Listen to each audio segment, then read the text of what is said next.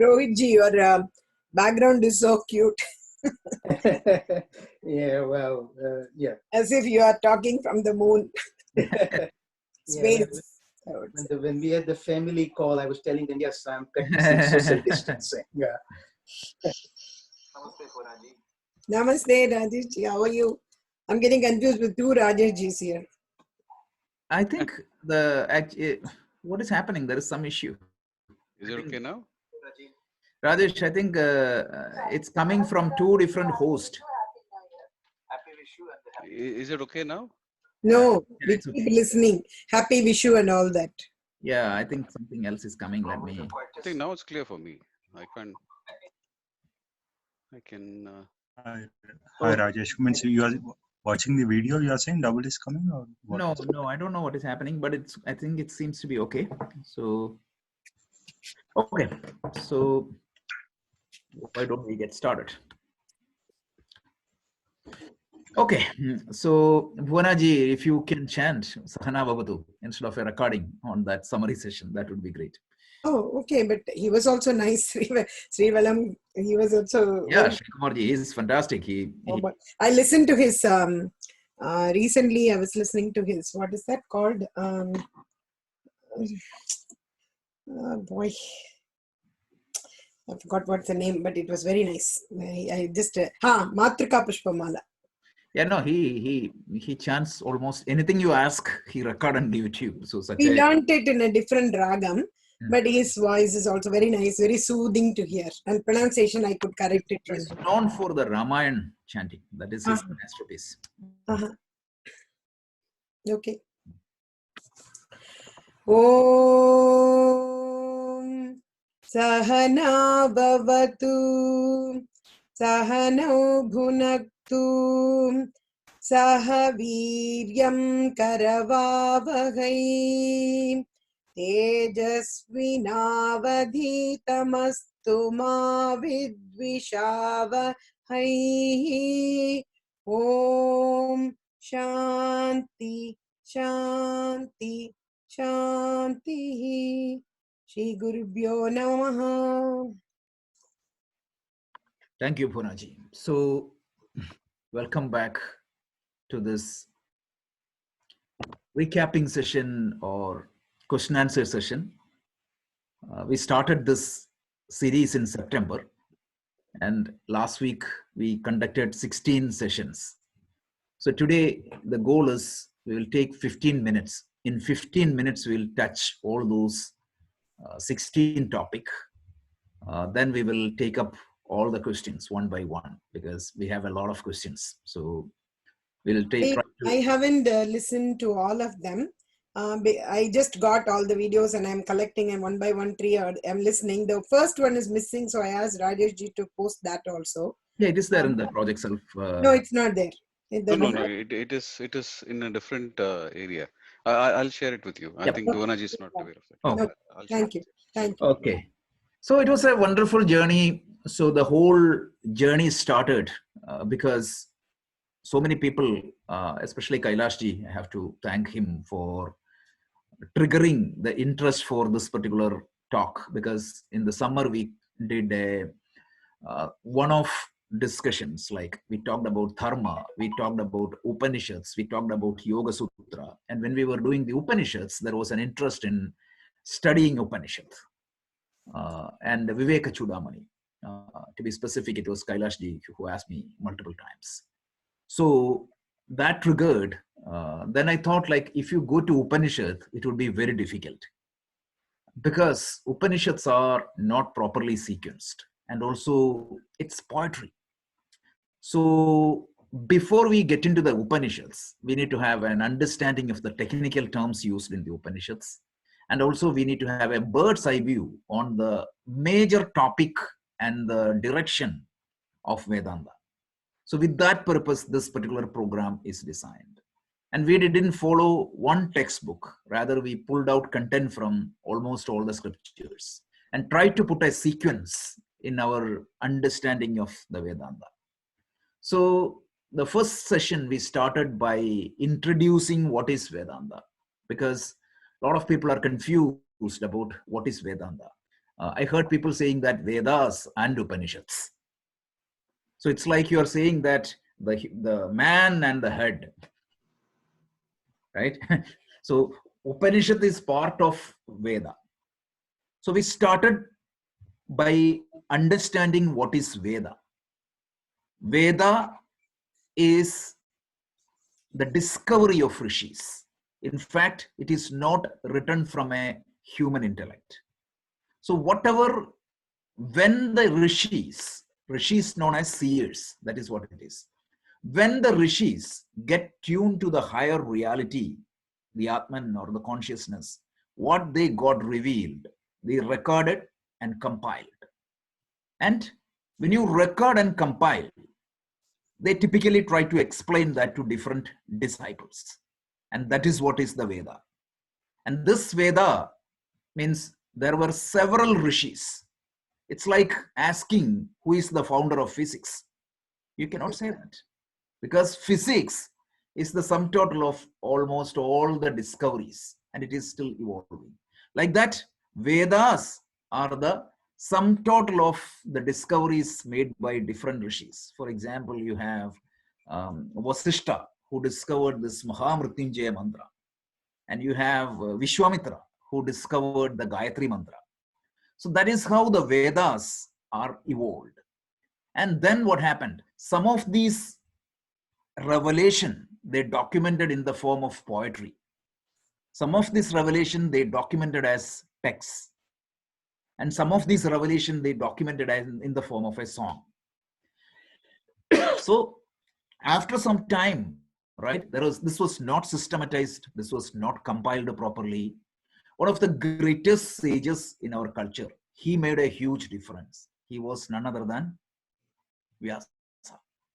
Vyasa, whose name was Krishna Dvaipayana. Krishna Dvaipayana means the one who is born in an island with dark complexion. That is the literal meaning of Vyasa. Vyasa's name.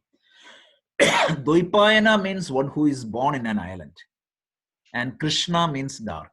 So one who is of dark complexion, who is born to a fisherwoman and a sage called Parashara. And his greatest contribution to our culture was, he started compiling these Veda. So he organized all the poetic forms of this revelation into one book called Rig Veda, all the prose forms into another book called Yajurveda, and all the poetic forms into another book called Samaveda, and a mixture of all the rest in another book called Atharva Veda or Atharvana Veda. So these are the 4 Vedas we talked. And then within each Veda, he organized the content into 4 groups. One is called Samhita, second one is called Brahmana, and the third part is called Aranyaka, and the last portion, which is known as Upanishad. And the subject matter of the Upanishad is 3 things. One is who you are, what is the nature of the absolute reality, and what is the world, and what is the connection between these 3. Jiva, Jagat, Ishvara. And the sambandha between these 3 is the subject matter of the Upanishad. The goal of the Upanishad is, the literal meaning of the Upanishad is definite knowledge about yourself. We saw, right? All these things we saw in detail. Then what happened? Based on the teachings of the Upanishads, other body of knowledge started coming out. So we can call Vedanta as any body of knowledge based on the subject matter of the Upanishads, on a broad sense. On a specific sense, Vedanta means the end portion of the Veda, which is Upanishads. Then there are 3 body of knowledge is considered as the 3 canonical pillars of Vedanta. So they are Upanishads, Bhagavad Gita, and the Brahma Sutra. So we saw all these things. And then we introduced the topic called Purushartha, the 4 goals pursued by every individual. It is securities called Artha, desires or pleasure It is called kama. And the third one is called dharma, because dharma is an act. When you conform to dharma, righteousness, or to the natural order of the universe, what you earn punya. That means you are earning some credit for the next life. So that is why it is considered a goal. So that is dharma purushartha. And finally, we found that you want to go beyond all these things, which is moksha. Moksha, we specifically defined as freedom from sufferings, freedom from insecurities, and freedom from unhappiness. Then we went to the topic, why do I pursue moksha?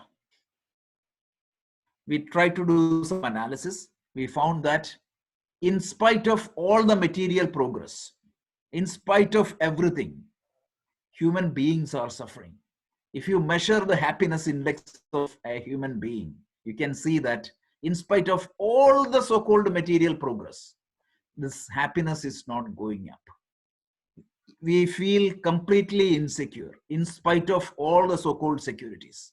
We feel unhappy in spite of all these luxuries. Why? So we did some inquiry, and that point of time, one whole class we spent on the theory of perception. If I see something properly, that is called correct perception. But the problem is, like we took the example, the stock example of the snake and the rope. In a dark night, I can mistake a rope as a snake. Then we found that, right? My reaction, my response, my fear, everything is completely as if I'm seeing a snake. So the thing is, even though I'm not seeing something correctly, I always respond based on what I see more than what exists. So we did an analysis, right? The analysis was Srishti eva drishti. The second analysis was Drishti eva srishti. Srishti, drishti eva srishti means something exists, therefore I see it. That's okay, right? A snake exists, therefore I see it. That's okay. Or a rope exists, therefore I see it. What is the second scenario? Drishti eva srishti. So I see a snake, therefore it exists. So my fear is based on what I see. Now the problem is, what is your self-perception? How do you see yourself? Suppose, this is a hypothesis put forth by the Vedanta. Hypothesis is what? An educated guess, right? So Vedanta tells, if you try to see yourself and if there is a mistake in that perception, that's a problem. And Vedanta say that this is your fundamental problem because you are not seeing yourself properly. Now, naturally, what is the next question? If your means of knowledge is not giving you the right knowledge, what do you have to use? You have to use the proper means of knowledge under the appropriate condition for knowing the truth. So in the same example, when you see that snake in that dark place, yeah, you were using eyes, but there was no light. So you have to go with a light and look it properly, then the truth will be revealed. So if you are not seeing yourself properly, then that means you are not using the appropriate means of knowledge.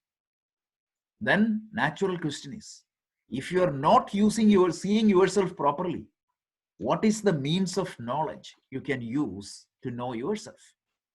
At that time, we did a detailed discussion on the topic, what are the means of knowledge available to me?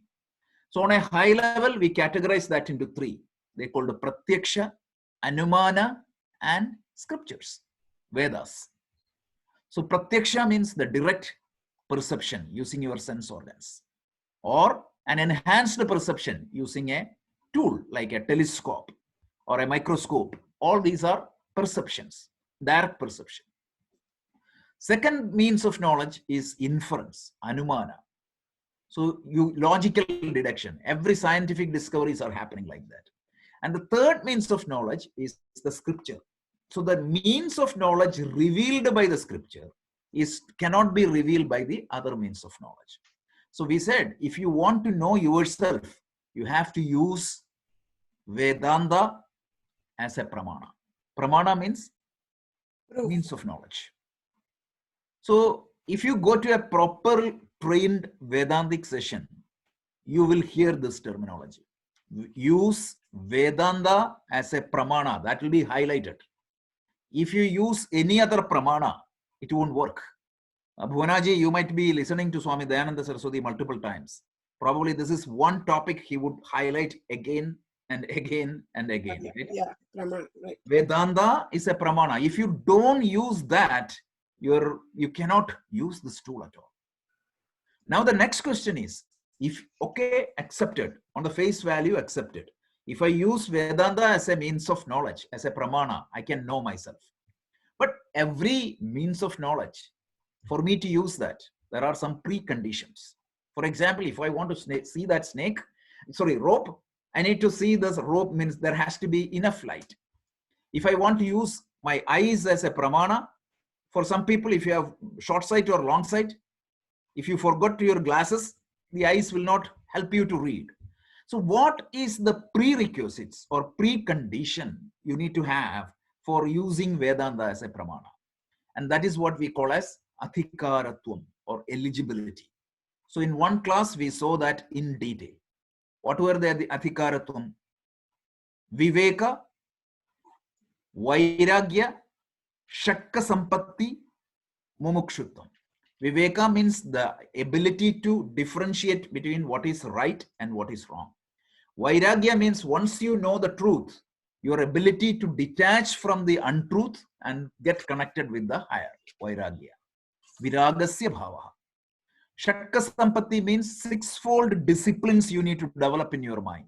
Shama, Dama, Uparati, Titiksha, Shraddha, and Samadhana. We went through each one of them in detail. And finally, we said, like, there has to be mumukshutvam. You have to have some desire. This has to be a priority for you. This is not once in a while, you just, when you get some inspiration, you get a Bhagavad Gita, open a book and read one page, and then don't even look at that direction for next 1 year. That won't work. Mumukshutvam, you need to have that. So then the problem is, what exactly is the biggest obstacle in getting this adhikaratvam or eligibility? We did some inquiry on that. If you remember, we found that there are two major obstacles for you to get this eligibility. One is called your malam, or the impurities of the mind. And the second one is called the turbulence of the mind. So when you pursue this knowledge with an impure mind, or a mind that is not under control, this will not work. So you need to take up some disciplines to clean up your mind, A. B, to make the mind under your control. So the process we follow to clean up our mind is called Karma Yoga. We went through that in detail. Karma Yoga is followed for Mala Nivritti. So it will give you what? A Chitta Shuddhi. That is the result of following Karma Yoga. And then we said, like, there is another set of practice for Chitta Sthiti, or the stability of the mind. It is known as Upasana Yoga.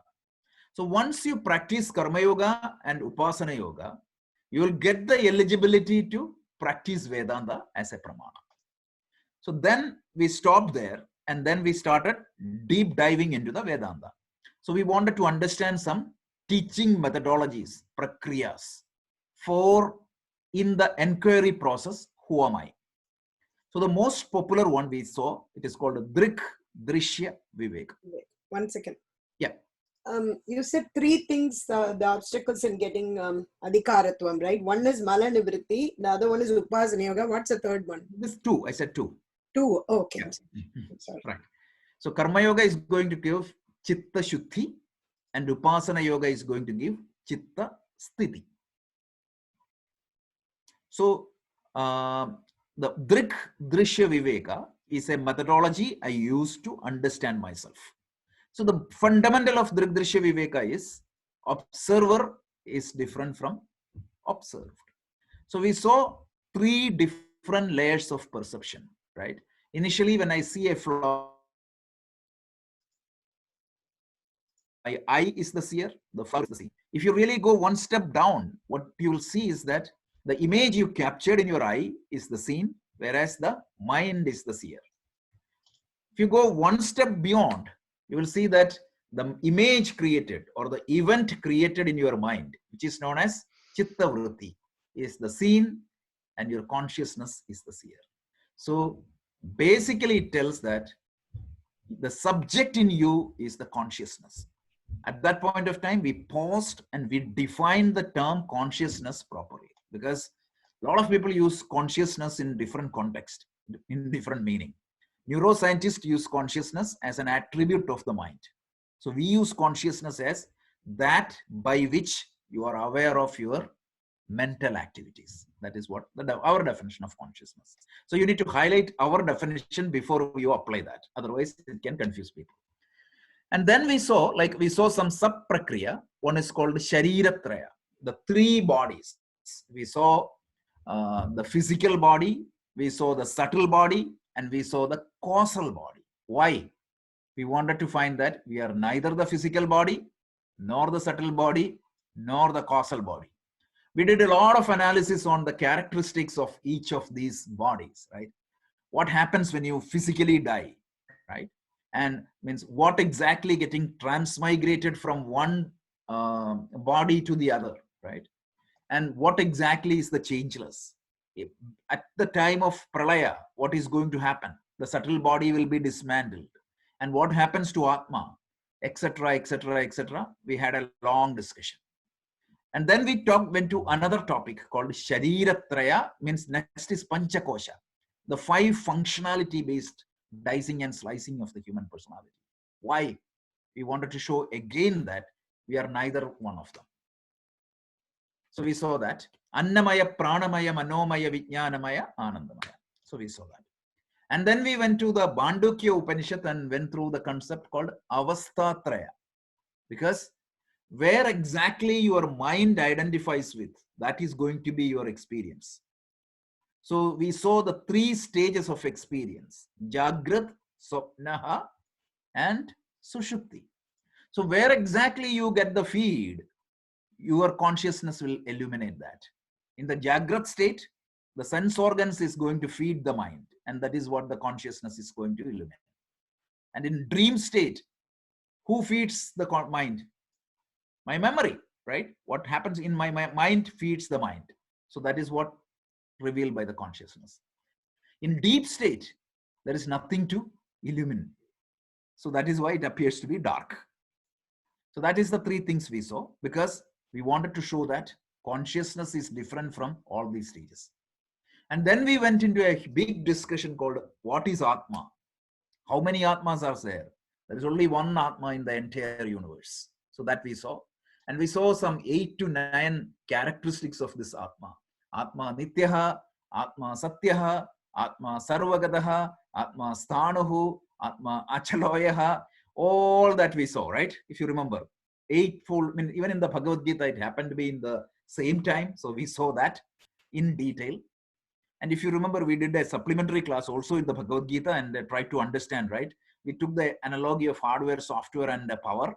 We took the analogy of the, what is that? The sun and the buckets of the water. If you remember, those are very powerful drishtantas. So we saw that. And then we saw what is the problem? The problem we defined in 2 categories: identification and attachment. So we saw that, right?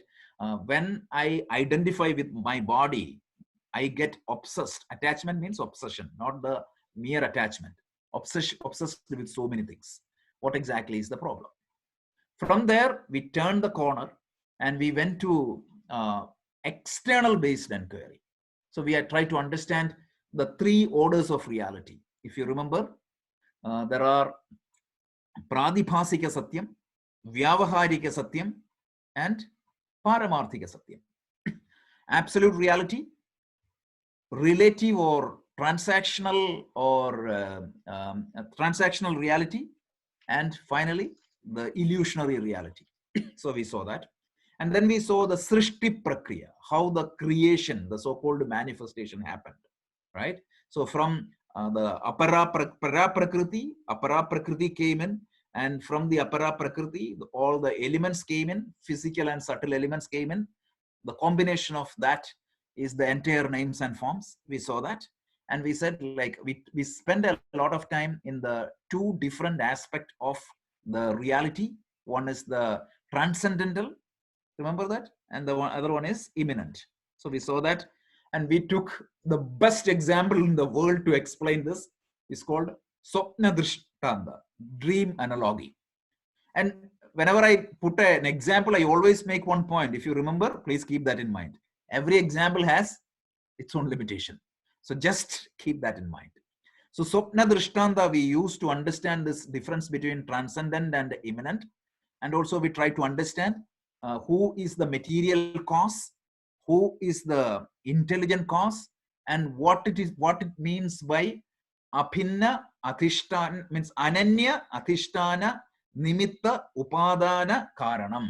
This is the definition of absolute reality. Ananya athishtana. It is not dependent upon anything for its existence. And then what? It is the nimitta, meaning, and upadana karana.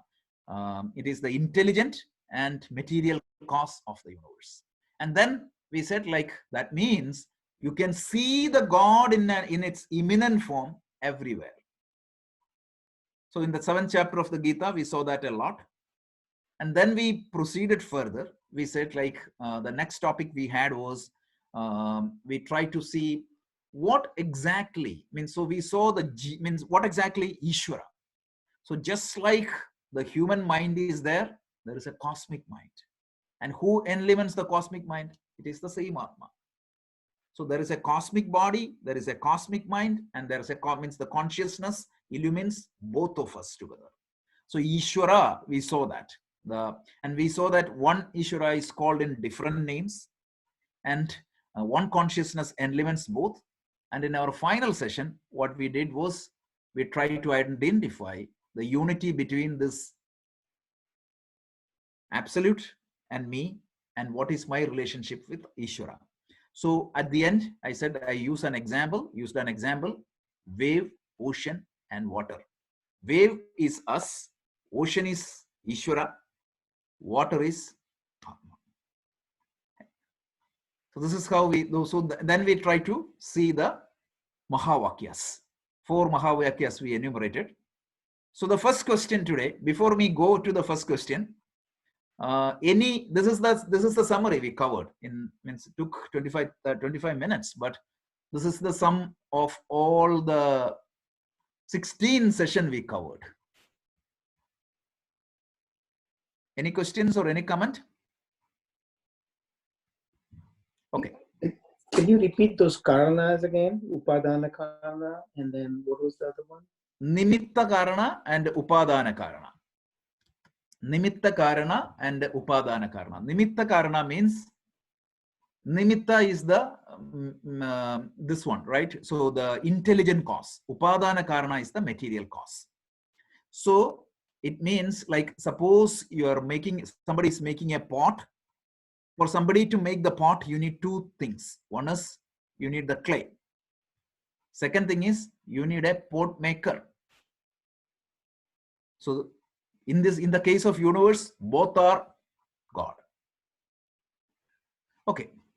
Any questions? Any other questions? Otherwise, we'll go to the first question. We'll take one question from Bhuvanaji, and then we'll go to one question from Rohitji, and then we'll try to switch and try to cover everything. There are a series of questions. We'll try to address one by one. So the first question was, what are the Mahavakyas? So there are 4 Mahavakyas. Before that, what is a Mahavakya? Vakya means what? Statement, right? Vakya means statement. Mahavakya means some big statement or some important statement. That is what is Mahavakya. So let's see. Hope it can be seen to you all. So the first one is, so before that, what is the significance of this Mahavakya? Any sentence in the Upanishad that reveals the connection between individual, Ishvara, and Brahman, or the absolute reality, is known as Mahavakya. So all the Mahavakya will show that connection, either between Ishvara and individual, or with Brahman and the individual, or Ishvara and the Brahman. So these three, the relationship. So the popular Mahavakyas or the main Mahavakyas are four. It is taken from each Veda, like from Rig Veda, Yajur Veda, Sama Veda, Atharva Veda. So the first one is coming from Rig Veda. It is known as Prajnanam Brahma. Prajnanam Brahma. It came from an Upanishad called Aitareya Upanishad. This is one of the principal Upanishads of meaning principal Upanishad means an Upanishad written by, meaning commented by Shankaracharya. Jnana here means consciousness. Prajnana means that which enlivens the knowledge. It means consciousness. The consciousness in me is Brahman. That is what it means. So think of it this. A jiva constitutes of a physical body, a subtle body, and Atma. So in the case of bucket and water, right? There is a bucket which means which is equivalent to the physical body, the water which is equivalent to the mind, and then the reflection of the sun. So the consciousness in an individual is a reflection of the global, the universal consciousness. So what it means is prajnanam. The consciousness in you is nothing but the conscious, the Brahman or the absolute reality. That is the first statement. So it shows the identity or the relationship between Brahman, the absolute reality, and the individual. Another example, if you think about the wave and the water, top of the wave is water, the middle of the wave is water, and the wave is nothing but water. The relationship between clay and the pot. The essence of the pot is nothing but clay. Like that, the consciousness in me is nothing but Brahman, the absolute reality. So Prajnanam Brahma, this is Rigveda, and this is coming from Aitareya Upanishad. Next Mahavakya, it is called I am Atma Brahma. Again, same meaning. I am this. Atma means the Atma in me is Brahman. So the individual consciousness is Brahman. Very same meaning. It shows the relationship between the individual consciousness and the absolute consciousness. When you look at the bucket of water, what exactly you are seeing? You are seeing a sun. But which sun? Only one sun. That's exactly what it is. So this is coming from Mandukya Upanishad. So Atharva Veda. I am Brahma, means I am Atma Brahma. So that is the second Mahavakya. The third one is very popular. I'm sure everybody might have heard that. Tat Tvam Asi. Thou are that. So the individuality in you, there are two ways to interpret this. Tat Tvam, meaning you and Ishvara are one and the same. That is the definition. You and the Ishvara are one and the same. How? The essence of you, and I tried to explain this earlier, right? This is like an equation. And nobody will say an obvious thing in an equation. Do you say that 5 equal to 5? No, because it's so obvious. But you will say that 4 plus 3 equal to 7, because there is an apparent difference between LHS and RHS. So therefore, you can say that the essence of Ishvara and the essence of you are the same. So that is Tattvamasi. This is from the famous Chandogya Upanishad. Next one is Aham Brahmasmi. I'm sure you might have heard this. This is Brihadaranyaka Upanishad, which comes from Yajurveda, whereas the Chandogya Upanishad is coming from Samaveda. So you can see, Aham Brahmasmi. Aham means what? I. Essence. Who am I? Am I the body? That's exactly what the inquiry we did earlier. I am not the body. I am not the mind. I am the Atma. So you might have heard this Shankaracharya's famous Nirvanashtakam, right? Mano buddhyahankara chittapi na aham. Right? And how does that, what is the fourth line? Who am I? Chidananda Rupa Shivoham Shivoham. So I'm not the body, I'm not the mind, I'm not the prana, I'm not Panchakosha. It's a brilliant composition. Mano buddhyahankara chittani naham nacha shrokta yukte nacha prana netre naja teja bhumir na tejo na vayu chidananda rupa shivoham shivoham. So it goes on and on and on. Who you are not. So like that, aham brahmasmi. Essence of me is Brahman. This is Brihadaranyaka Upanishad. So this is what is known as the main Mahavakyas. And then there are some subsidiary Mahavakyas like Ekam Eva Adhyutiyam. This is very famous. This is from Chandogya Upanishad. The nature of the Brahman, it is one and non-dually one. So I can say that there is one person, me sitting here, but my legs are different from my hands. But in the case of Brahman, there is no part. There is only one absolute reality.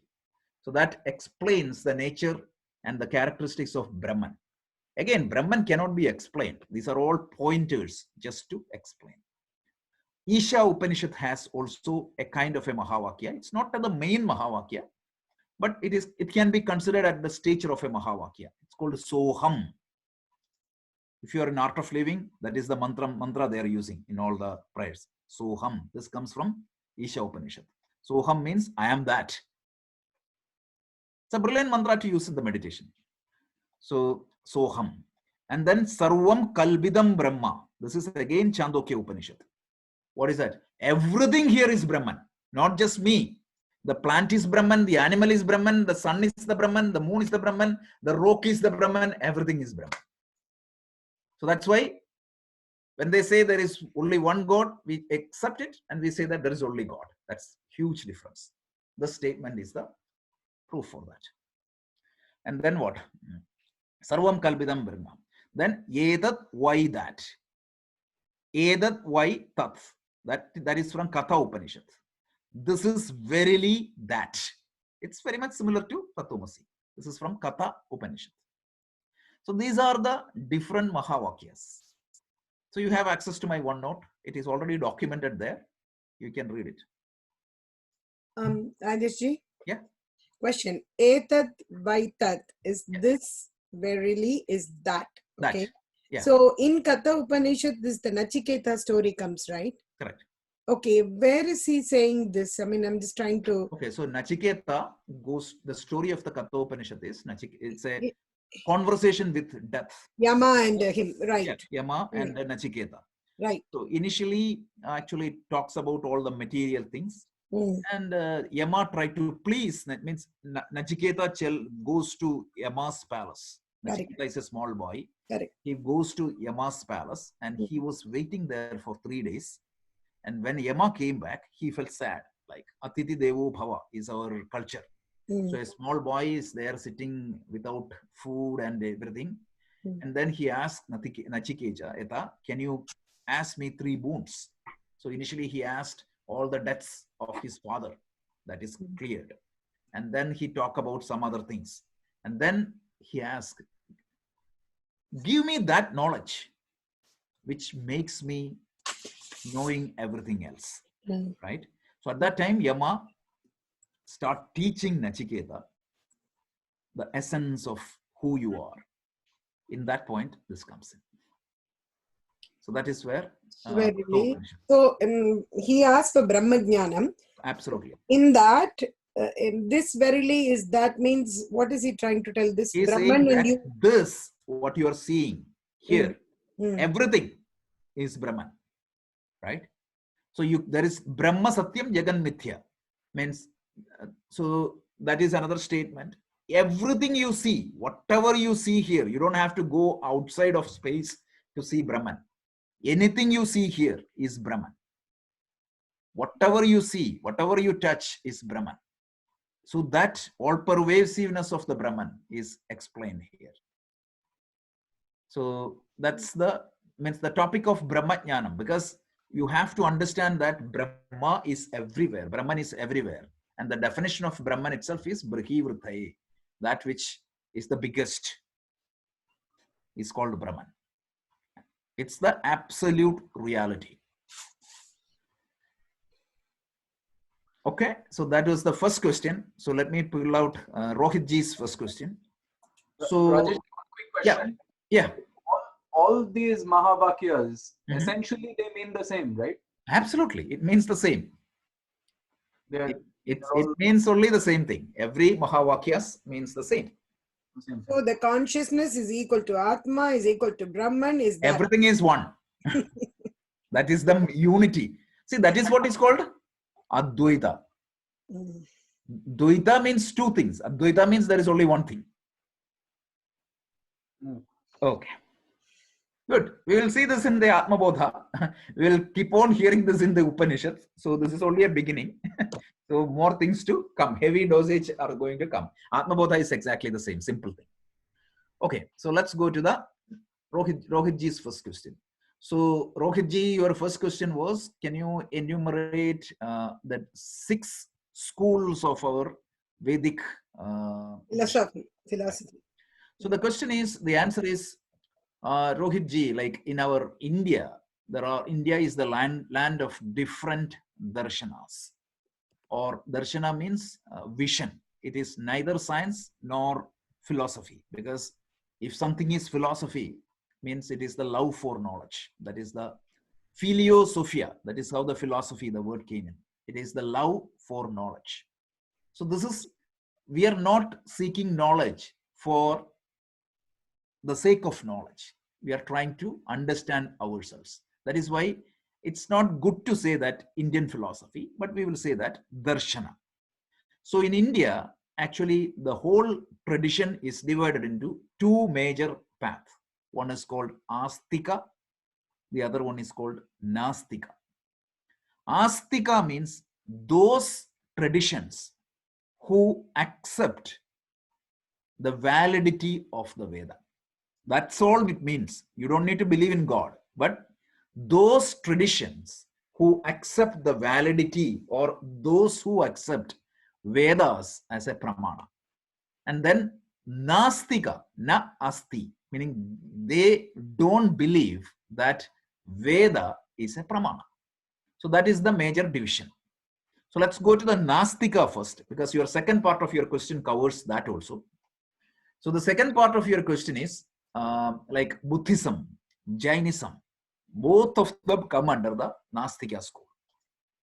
So even though 80% of the teachings of Lord Buddha is identical to Vedic teaching, for example, if you take karma, if you take reincarnation, everything is exactly the same. But since Lord Buddha didn't accept the supremacy of Veda, that is why it is considered as an independent religion.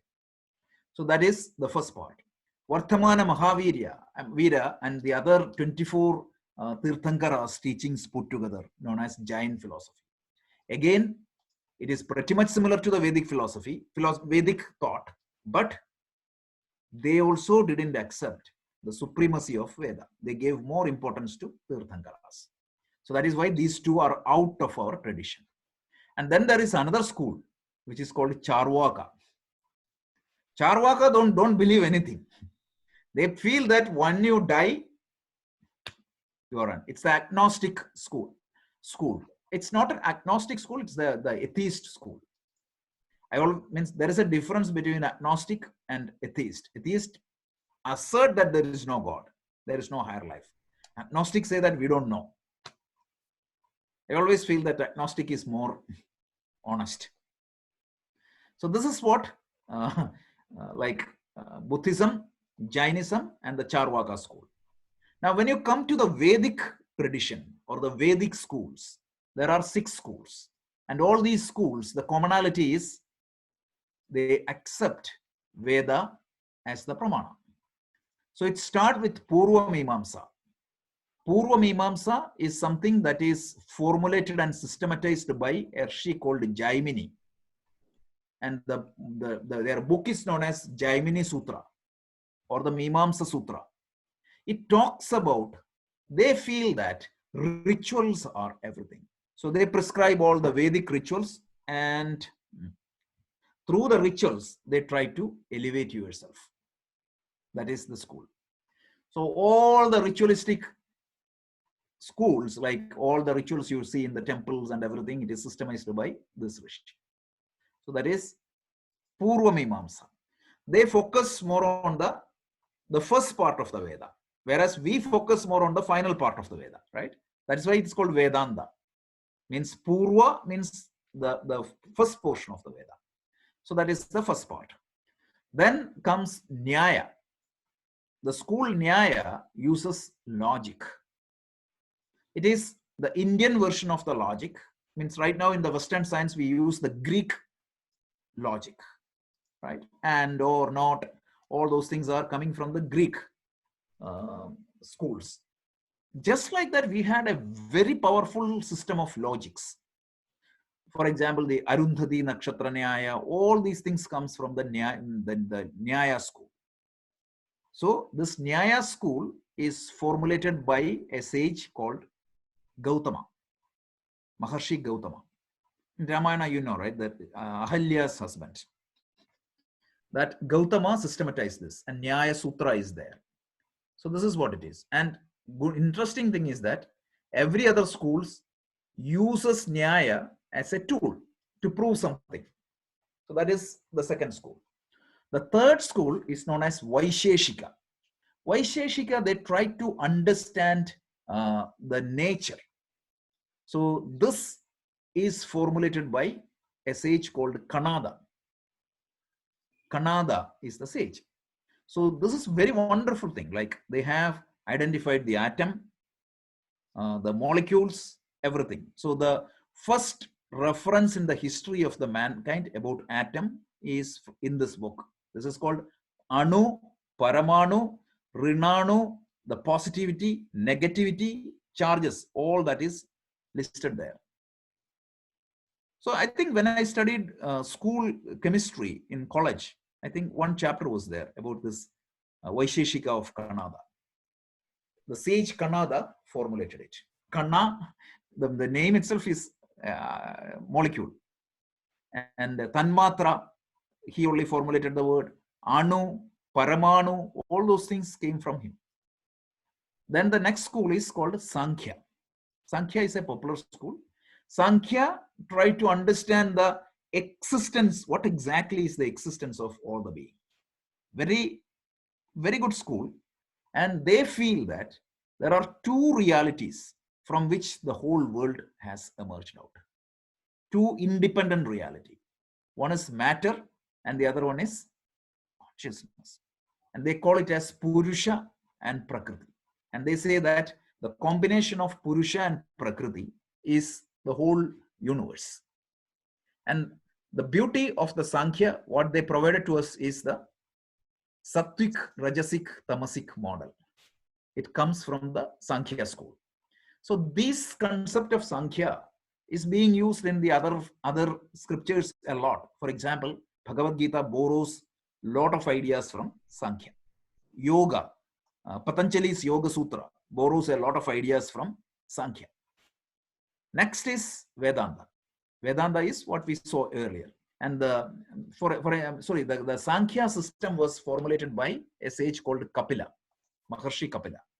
And Sankhya Sutra is there. And finally, Vedanta, we talked about that. And Vedanta, the main book is Upanishad, but the teachings of the Vedanta was systematized by Maharshi Vyasa in a book called Brahma Sutra. Brahma Sutra. So Brahma Sutra, Sankhya Sutra, Nyaya Sutra, Vaisheshika Sutra, Mimamsa Sutra. And finally, you need another school which help you to realize what is being taught here. So how to change yourself, how to practice all these things, a school was developed by Maharshi Patanjali. And that is what is yoga. And the key book in the yoga school is the Yoga Sutra of Patanjali. It's a systematization, 6 schools. These 6 plus the other 3 constitutes the entire Indian spiritual and Gnostic tradition. Rohitji, I hope this was your question, right? Yeah. Okay. Thank you. Excellent. So let's go to the second question of Bhuvanaji. No, 1 minute. I have a question on this. Yeah. When you mentioned Nastika, and you said Buddhism, Jainism falls under that, right? Correct. Now here I have a question. I know there's a lot of controversy for the Buddha avatar to be one of the 10th avatars. Like Dashavatar, in the Dashavataram, some people don't accept Buddha, some people put Balrama there, and Buddha is one of the incarnation, we all believe. So I had a question about this, why people are saying like this. So I went and asked Shankaracharya in Kanchimatam, I went and asked in Velukudi Mama, Krishna Mama. So he said was, the reason Buddha avataram, why is not accepted is because, like you said, they didn't believe in Vedic scriptures, right? But the reason he said was because the Hindus who believed in Vedas, they were all like very powerful, and they were boasting themselves, and they wanted to control everybody, and that is the reason the Buddhism came, and Buddha came, and he said, no, this is not to be, we should not have this kind of an attitude. We must be at peace, right? Absolutely. So is Buddha avatar part of Dashavatar? You can Or is consider Buddha that way, is right? also Because, God? Is Buddha is also the God? definition of an avataram is what? Incarnation of the God came down. Remember, we said in lucid dream, a person come and he knows that he is dreaming. Correct. So Buddha came because there is a definition for the trigger of an avatara, which is in the Bhagavad Gita. Say, when the dharmas go beyond a state, certain state. Correct. So this Vedic teaching, Krishna himself tells in the 4th chapter, when an avatara comes. Correct. See, even though this teaching was important at the time of creation, in the 4th chapter, Krishna tells, I institutionalized this knowledge at the time of the manifestation of the world. But what happens? Eventually, these practitioners become corrupt, and these teachings becomes diluted. So over a period of time, what happened? The whole Vedic system was completely corrupted. So animal sacrifice, they started all these rituals, blind rituals, nothing but rituals. So that were superstitions. Women was discriminated. The low caste people were, means the so-called low caste, I don't believe in the low caste, but the so-called low caste people were discriminated with the caste, creed, and all those things. That was a time somebody had to come and shake this. Correct. So that is the time Bhagavan Buddha came in. That is why a lot of people considered, because without him, the whole thing would have collapsed. Correct. He so came. He's also God, right? Yeah, he's also God, right? Means so how do we get into this Nastika? Oh, because he doesn't believe in the He didn't emphasize the importance. He didn't emphasize the importance of Veda. Okay. So that is the reason. And what happened to Buddhism? That is also an interesting thing. Buddhism came and they did really good. Ashoka came, all those good kings came in. Buddhism was going well. And over a period of time, it became totally dry. Dry philosophy, which don't have any connection with life. That is the time Shankaracharya came in, and he revived the whole thing. So whenever this goes down, you can see some force will come. So we don't have to limit the avatara to 10. It can be hundreds of, right? And even in 19th century, I was reading the history. Our culture was about to be collapsed because all these superstitions, everything came in. You could see in Bengal, this Ramakrishna Paramahamsa and Vivekananda came up. Single-handedly, they revived the entire India. So whenever this culture is about to die, some master will come. And I would recommend, I think I told you, right? There is a brilliant talk by Vivekananda. It is called My Master. You all should read that. In the first paragraph of this chapter, he introduces what is an avatara. So that's a good reference. Okay. No, now it's clear because Yeah. I was just getting little confused with the Nastika part and the But Buddha this is part. the teachings of Buddha. Correct. That's all we are talking. Correct. So even our people accept Buddha, they don't take the teaching as it is. Got it. So Clarifying, Rajesh, is that Nastika Astika is not believer in God or non-believer in God, but it's a believer in Veda or Veda. not. Yeah, exactly. Yeah. Exactly. So that's how I started even. When I introduced it is Nastika is they don't believe in Veda. So Okay. extension to that question, Rajesh ji. Yeah. So when we say Astika as a believer in Veda, Correct. is every believer in Veda also a believer of God? Not necessarily. For example, the Sankhya school doesn't believe in God, or at least they're not talking about God. Still, that is considered as a Vedic tradition. So then what is the difference between, I mean, at a high level, between Samkhya and say Buddhists and Jains? Nothing much, but Sankhya, the Kapila Maharshi said like, yeah, Veda is a pramana and ultimate goal is moksha. And if you follow Veda, what happens? It's a means of knowledge for the highest. So they accepted every teaching is centered around the Vedic teaching. Whereas Buddha's teaching is what? Completely out of his revelation. He himself started giving, he never reconciled his teaching with the Vedic teaching. That's all. But if you really take the lectures or the teachings independently, 80% is the same. So the Dvaitists, do they believe in Vedas? Yes. they believe in Dvaita, Advaita, Vishishtadvaita, all Yeah. are believing in Veda. But the Veda. problem is what? All believe in everybody believe in Veda, but how they interpret the Vedic teaching is different. Rajesh, I think the confusion here is, both Bhuvanji and also Arno asking is, they want to fit where God fits in this whole equation. That's what they're trying to figure out. Yeah, there is no God mentioned in Advaita philosophy at all. There is nowhere there that is. What Veda talks is the universal Brahman, the universal consciousness. That's the whole thing. The individual beings is an illusion, technically speaking, right? That's what it says basically. Not an illusion, but it's a relative reality. Because relative reality, yeah. Let's put that way. That is, yes. Yeah. It's an individual Atma equal to the universal Brahma. So Arnabji, right? To answer your question, you don't have to believe in a personal God. You don't have to believe in Ishvara, but still you can be a Vedic follower.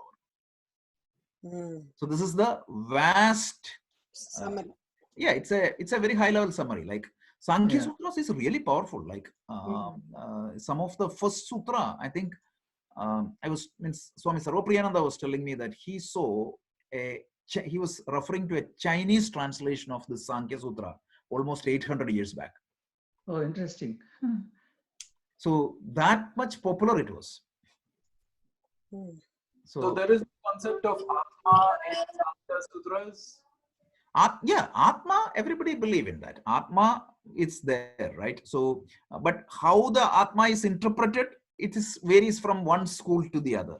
For example, if you take Sankhya, it is slightly different from Vedanta, because Vedanta tells that the unity, because Sankhya, you say that you can see that the matter is different from consciousness, because Sankhya say that Prakriti and Purusha are realities. But when it comes to Vedanta, Prakriti is also derived from the Atma. So that type of differences are there.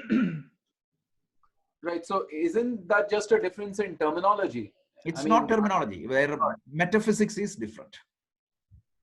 There is difference in metaphysics. Yeah, exactly. Yeah. But for those, some of us, who are scientifically inclined and want to get a good meaning of this, is the best thing is to read What is Life by Schrodinger. Yep. Yeah. He basically just, individual Atman is equal to universal Brahman. He proves that in that particular book, that is. Yep. Yeah. Right. Schrodinger is the founder of quantum mechanics, by the way. Anyway, so this is a very high level view. We cannot just explain this in 2 minutes. We can just summarize it, these schools, in 5 minutes. So, actually, honestly, I haven't studied the Sankhya Samhita or anything like that. The only 2 schools I studied in detail is Vedanta and Yoga. Okay. So let's go to the next question. So the next question is an interesting question. Probably will take another 15 minutes and do a couple of more questions. So Bhuvanaji's question is very interesting. When somebody passes away, we say, rest in peace. Yeah. It's a Christian, is that a Christian influenced saying? What is the relevance of this in the context of Vedanta? Right? So, Bhuvanaji, that is your question, right? Yeah, she's on mute. yeah. She's on mute. Okay. So, anybody has any thought before me elaborating in that? What do you mean? We all say that rest in peace when somebody passes away. Without knowing or without thinking, we say that, right? What do you mean by that? I think, I mean, in Hindu Dharma, if we look at that, so there are two things, right, Rajeshji? One is Atma Shanti, and then there is another one we call Moksha, right? But I don't know where would rest in peace will fall. Yeah. First of all, does Atma needs any Shanti? No, but I think we say, right? Atma ko Shanti de, right? Yeah. That is that correct? Because No, Atma is never dies, right? Yeah, exactly. Yeah, so that is, but I mean, whatever the next body that this Atma or soul is going to take, I mean, Atma is not going to take any other body, right? Atma is not going to change. The soul. The context is that Atma is soul at that time. Correct. Yeah, They call, but what they mean is soul, not the Atma. So these terminologies we need to be very careful, because. So the soul doesn't rest at all. Yeah, no. I'm going to tell that. See, I'm going to tell my view. Okay. So when they say rest in peace, right? You need to understand what happens at the time of death. So at the time of death, what is going to happen is, already we explained based on the karma theory. Got it. So this birth I got because of my prarabdha karma. And that prarabdha karma is a subset of what? From the sanchita karma. Let's say that I had 100 sanchita karma, 100 karmas in my sanchita basket. Don't take, I'm just illustrating it only. So don't think that it is only 100. So out of that, 10 karma was pulled down. And that 10 karma is going to determine my prarabdha, this life. What does that mean? What means prarabdha is going to determine where I am born, means where I get born, what type of parents I get, what type of environments I get, all that is determined by prarabdha. And this prarabdha also is going to come and impact the work I'm doing, right?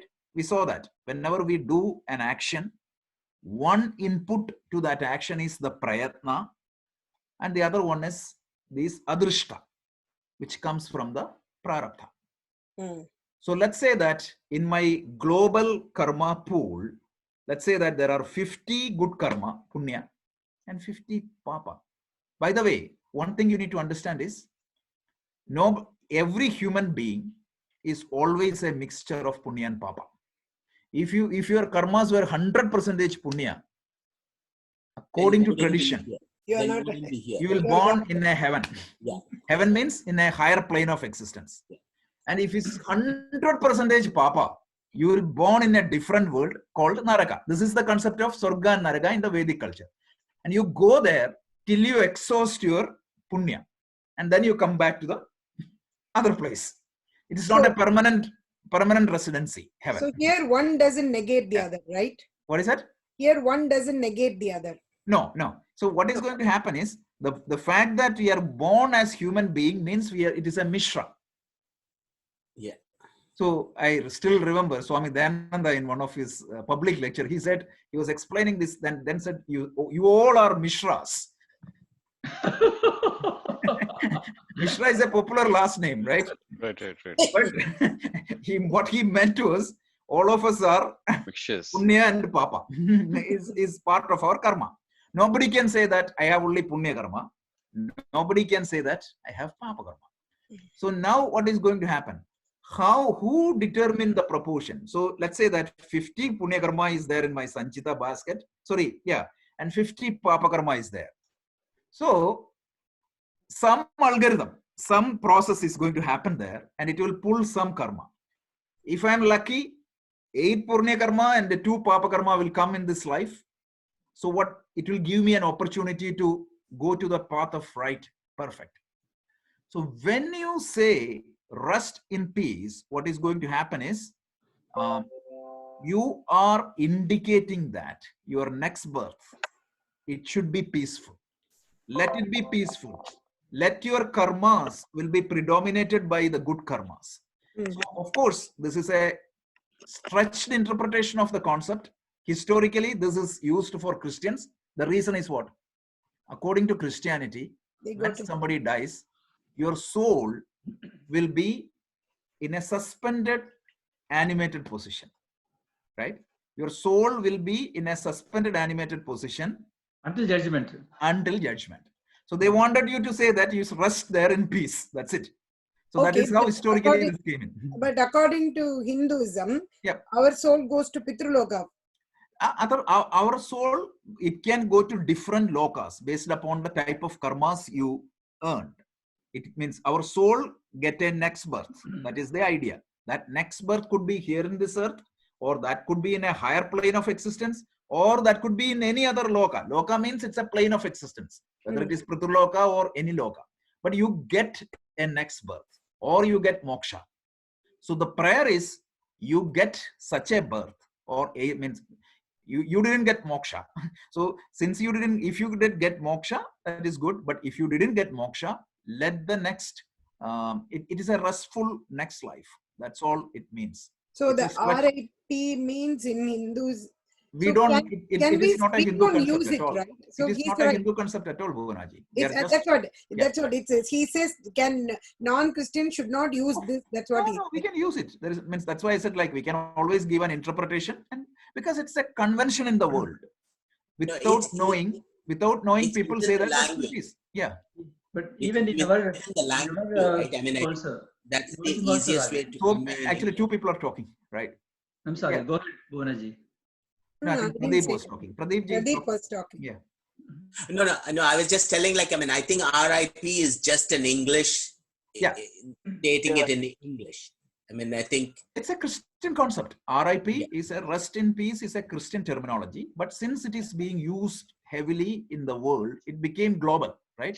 Some of these words become global. For example, karma, we call it as overload, right? Some traditional word will be overloaded. Atom, it was a word used everywhere. And for example, pandita, pandit. It means the real meaning is one with self-knowledge. But in English, a stock pandit. Guru. These are overloaded words. So this rest in peace has a Christian origin, but it can be overloaded and used in our culture. There is nothing wrong in that. We don't want to be fanatics. Okay.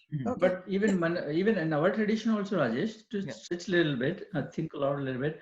So when person dies, when the Sukshma Sharira, that aspect transmigrates and it takes another body, go into there, right? So there is some period there, that is, right? That is, so during that time, right, we can also say that they can rest in peace. Yeah, that's why with the karmas, what exactly the karma you get from the pool of Sanchita basket. So it has to be peaceful, because then only your next life will be fruitful. So that's why means we can say that. We can stretch and say that. So Rajesh, on a related note, right, to Vijayji's point about that intermediary period, is that intermediary period the same as moksha? I mean, even no. No. No, moksha means there is no more Sanchita karmas are roasted. That's what they say. But in feeling, in state, like when you get to moksha, are you in that suspended state of animation? Or actually, see, the intermediate stage, how do you feel? I don't know, because I don't know the answer. Yeah, these are all beyond Advaita philosophy. Yeah. Advaita is not giving much importance to that, because when you are conscious, your next birth will be there, and how it happens, it is the global intelligence. They call it as the intelligent order of Ishvara. That's it. On the same point, Rajaji, how is moksha better than getting to heaven also, or heavenly locals? Because heaven means it is again temporary. Because It could be a stretched period of 50 years, but then we'll come back. So let's say that you're going to Switzerland with, say, $10,000. You cannot earn there because you don't have the work visa there. So whatever you do in heaven, it won't earn any punya. Only you exhaust all the punya, and once it is done, you're coming back. That is what the scripture explains. This Vedanta is really ruthless, Arnab. That if you do a good deeds, and you have to reap that benefit, which is the svarga that you go there. If bad deed, you have to pay for it. That is. I think Bhuwanaji asked a very interesting question. We just quickly pass that one. Is that that's a very intriguing question. I really thought through that a lot. Which is that if you do a good deed, that will not negate the bad deed. That is. No. Okay, that is. So you have to pay for it. That's the reason why we see why bad things happen to good people. That's what it is basically. Yeah, it's a karma. Karma explains that well. And moksha, the advantage is you may have pain, but you will not have suffering. That is the difference. I mean, we spent one whole class on that topic earlier. So it is the freedom from suffering. And there are two stages for mukti. One is called the Jivan Mukti. What happens to the person who got enlightened during that life? And the second part is called Videha Mukti. So the Jivan Mukti means once you are enlightened, what happens? Thereafterwards, whatever karma you do, it won't add to the karma pool because all your karma pool got roasted. So you will be still born even after getting mukti? No. Thereafterwards, no more birth. But that birth will continue because the prarabdha is there. So the classic example given by Swami Dayananda is, it's like your fan. Let's say that the fan is powering. Let's say that you cut off the electricity. Still the fan will rotate for some more time till it exhausts the momentum. So whatever you came in with the prarabdha, that will continue. So a self-realized master may suffer a little bit. You know that Ramakrishna Paramahamsa had cancer. Yes. Ramana Maharshi had cancer. Yes. So that's why self-realized master may suffer in this birth, but at the time of death, what is going to happen is, since the karma, their linkage with the karma is broken. Why? Because the karma belongs to whom? Not Atma, right? The karma belongs only to the subtle body. Okay. The karma belongs to the subtle body. Enlightenment means what? You left your identity with subtle body. You identified with Atma. So therefore, no more rebirth for you. I know that this is a little bit abstract, but this is abstract. You cannot go beyond this. Unless and otherwise you experience it. That, to what Vijayji just said about Vedanta being ruthless, that, if you like a good deed cannot negate a bad deed and you have to pay for the bad deed. In that case, I think moksha would never be possible only. No, it is possible. See, moksha is 100% possible because moksha means what? Liberation, right? Moksha is not getting away from the results of my action. Moksha means I'm shifting my identity from the combination of physical subtle body to the Atma. I'm not seeing the physical subtle body as a gadget right now. But when you realize the truth, you identify yourself with Atma and you identify that this physical body and subtle body is only a tool given to me. So that is where the moksha happens. And the good deeds never negates, it means that, like, of course, then I'll ask, what is prayachitta karma? Prayachitta karma is not going to erase the karmic impression, but it will give you the grace. I was using the example of a shock absorber. The shock will be there, but it will be a little bit absorbed. Okay, then that's why we do the prayachitta karma.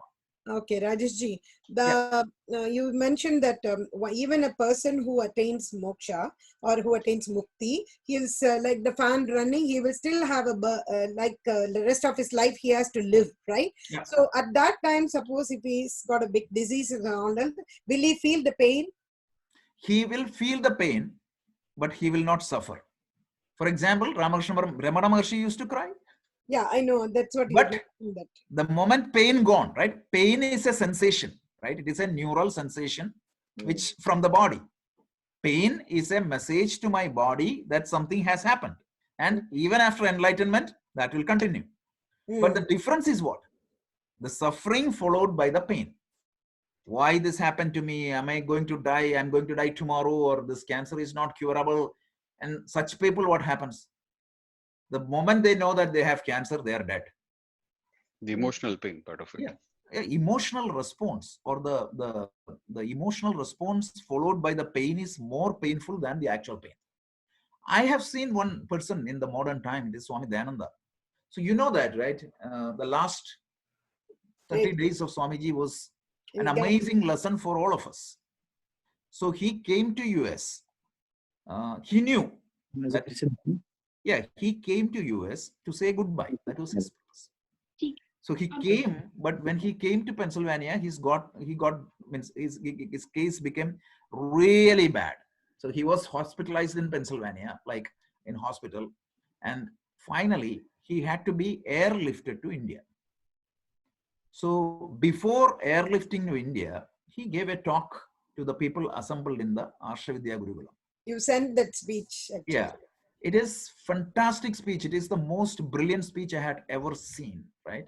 So he said, like 2 weeks later, you are going to get a message that Swami Dayananda has attained Samadhi, and he was laughing. Yeah. So that needs a courage, right? Yeah. So and somebody asked him, Swamiji, how can you do this? Swamiji said, like, see, at least I have that 14 days. Otherwise, what happened? I would have already died. And then he quoted Vivekananda, man dies but once. The courageous die only once. And in that verse, he quoted that 27th verse of Gita. Jatasya he dhruvo mrityu. I can tell that now and laugh, but imagine you in his position. His days are counted and body is deteriorating with a lot of pain. In that condition, if somebody can talk like that, that is amazing. Yeah. So can you so share I think, that, going back to this Arnab's question. Oh, I'm sorry. Go ahead. Vishal was trying to ask a question. No, I think we're not. I think Arnab is not satisfied. Looks like looking at his face. I think he's not done yet. So basically, he's saying that is how to get this moksha, right? So and also this also aligns with what Vishal is asking. Basically, how not to own the karma thing, right? So it's like as long as you have the doership, you will continue to own that karma. That is the so-called the I-ness should not be there in that. You should execute your responsibilities without any egos attached to it. That is. But so is that so simple? I mean, you have done a lot of pap. How can your change of attitude just wipe away all that pap? So see, the challenge is, how do you renounce the sense of doership? That's not easy, right? Even learned people cannot do that. For that only, a wonderful technique is given by Krishna. What is that technique? Karma Yoga.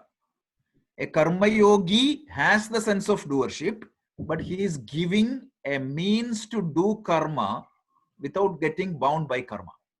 So Karma Yoga means what? You are surrendering to the action as an offering to Ishvara. Karma Yoga is very simple. Proper work with proper attitude. What is proper work? Proper work means you are doing only, you are not doing tamasic karma. Your karma is limited to Rajasic and Sattvic. Rajasic means you might be the only beneficiary, but you are not hurting anybody. Tamasic means you are the beneficiary and you are cheating others knowingly. Third one is Sattva means you may be a beneficiary, but definitely other people are also beneficiary. So the first instruction in the Karma Yoga is don't do any tamasic karma. Then most of your karmas would be Rajasic because you have to pay the mortgage, you have to pay the college fee, you have to pay the school fee, you have to pay for everything. So you have to earn. So Rajasic karma is okay. But make sure that you are doing Sattvic karma. And how do you do Sattvic karma? The instruction is do Pancha Maha Yajna. So there's 5 types of actions. Deva Yajna, Pitru Yajna, Bhuta Yajna, Dravya Yajna, and Manushya Yajna. All of them have to be done, practiced by an individual. So when you do that, next question is, that is the proper work. But this, if you work, it means if you don't follow the proper attitude, it will earn punyam, but still it is going to bind you, because even the punyam can bind you. So now, what should be your attitude? There are two attitudes mentioned in the scripture. While perhaps have to dedicate that action to a higher alternate. Okay, I'm saying that I'm dedicating this action to God. So that is your mental bhavana. So even though you are doing it, you are doing as a dedication for Ishvara. A karma yogi should be a bhakta. Otherwise, you cannot do the karma yoga. You have to say that your priority is your self-realization, because otherwise what is going to happen? Okay, I'm just mechanically say that Krishnarpana Mastu and do this, but I'm really obsessed with the result, then I cannot do. I'm doing this action as an offering to Ishvara. When I do that, that is the first step. Second question step. on that point, Rajaji. So Yeah. I'm very sorry to interrupt, Yeah. but I wanted to ask that, can I have that attitude of surrendering my karma to Ishvara for Rajasic karma also, or is it just not possible? Absolutely. Every karma. Rajasic karma is nothing bad. That is the beauty of Gita. That is why Gita is so practical. But am I not hypocritical by doing that? That I'm doing everything for my own benefit, but just for namesake, I'm dedicating it to Krishna. That won't work, right? So you have to say that this, what exactly is the benefit you are expecting from? The primary benefit is your mental purification. Because if you say that, see, first of all, you have to have that faith in the intelligent order of the universe. Why you are so much obsessed with the result? Why you are so much obsessed with the result? Because you are not sure what is going to come. So once you have that trust in Ishvara, once you know that, yes, if I do my best, I can leave the rest. Rest is assured, 100%. Krishna tells in the 9th chapter, what is that? Yoga Kshemam Vahamyam. If you do act like this, your maintenance, your welfare is in my hand. And it is guaranteed. You can see that. Practice it. Karma Yoga, if you practice it, you will see in your own life, you will see wonderful results. This is the real bhakti. So, two things. One is dedicate your action to Ishvara. This is a big topic. You will see this in the Bhagavad Gita. It's coming. Verses 47th verse, 2nd chapter. The entire 3rd chapter is this topic. So, second thing is what? When you get a result, after putting your best, when you get a result back, don't get upset. Whatever you get, accept it as a prasada. Prasada buddhi. So, when you get a prasada, right, I don't look, okay, she got, when me and my daughter goes, like, she may get a candy and an orange and another thing. I may get only 2 nuts. So, do I complain? Absolutely not. Whatever I get, I accept it positively. This is the right attitude. So, proper work with proper attitude. This will, if you practice this karma yoga for a while, you will see that the influence of karma, you're more and more peaceful, more and more calm, and more controlled. And there is no other way, Arnabji. Like, go to Emotional Intelligence Workshop by Daniel Goleman. What exactly he is teaching? This is the, while you work, he talks about 2 things. Renounce 2 things. That is what is the Emotional Intelligence Workshop. I have the training materials. I can give it to you. It tells, remove the past worries and future anxieties. I think, I do believe that everyone in this call, right, in this lecture, I'm pretty sure they would have committed number of action in their lives without expecting any result. For example, right? For example, somebody would have asked something, for a donation, something, you would have simply donated and forgotten, basically. Whether it's really going to do help or something, you just have done committed certain action and expected no result at all, that is. Correct. Yeah. I'm pretty sure everybody. The point. Otherwise, you can't come to Vedanta class. Yeah. Don't think that you need to renounce the result. Only the obsession with the fruits of action you need to renounce. Yeah. You don't have to. So don't, tomorrow onwards, don't think that you need to go to the work and don't get the salary. No, that's not what That's not it. Yeah, it's not practical. Yeah, correct. So Vishalji, I tried to explain how to do karma without getting bound by it. That was your question. So Yep. do the karma as karma yoga. Convert karma to a yoga. When you convert your karma to a yoga, the same karma you used to do before for your personal benefit, of course, that is going to sustain you, and also it won't bind you.